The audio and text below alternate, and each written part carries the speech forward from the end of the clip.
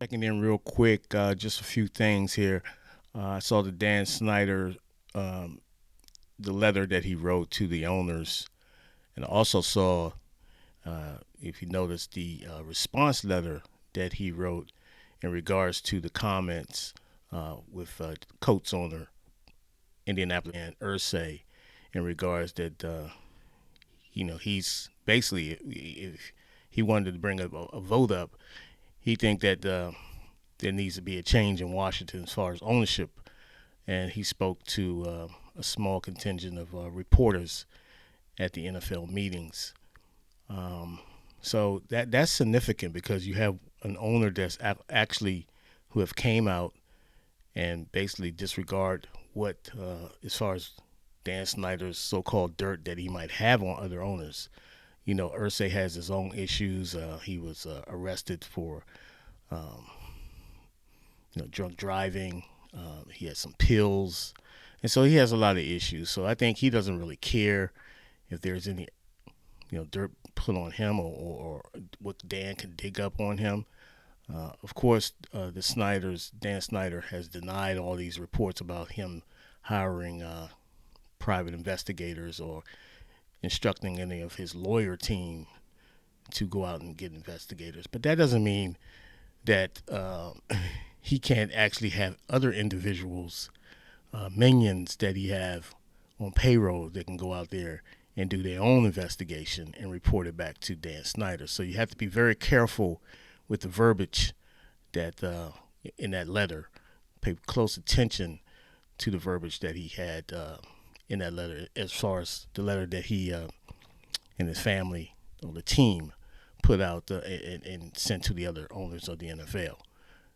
Another thing that you had some news that Jerry Jones went on record to say that he thinks that, or reminded people that this is all media driven in regards to all the noise regarding Dan Snyder, whether he be forced out as the owner or uh, fined or whatever.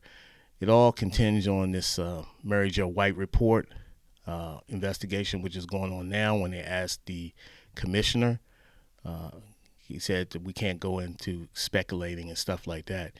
Now he did say he didn't have too much of an issue with Jim Irsay going on record and saying what he was saying, but he would rather keep wait for the facts of the report, the Mary Jo White report, and there's no timeline on this report. Is over when it's over, basically.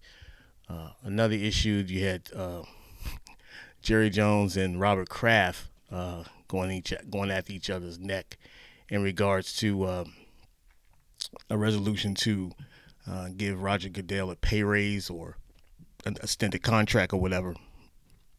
And there was a quote out of that saying that Jerry said, "Don't f with me."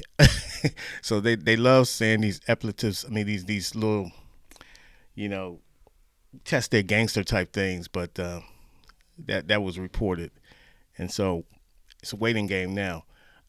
In my opinion, I don't think Dan Snyder will get the team taken away from him.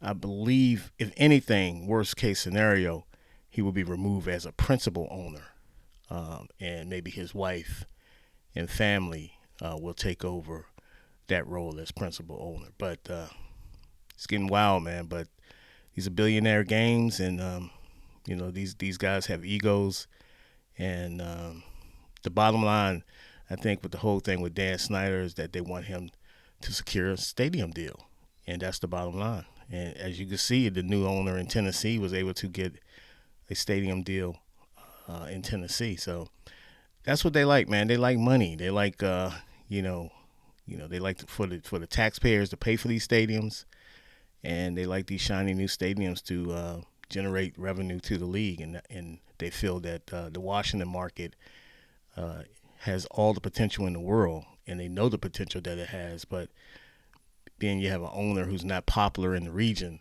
and not able to secure a stadium deal, uh, has to be driving them crazy. Also, you had this week Larry Hogan, the governor of Maryland, come out and say that, well, he's been negotiating with the Snyders for 8 years, and it's been one stall after another.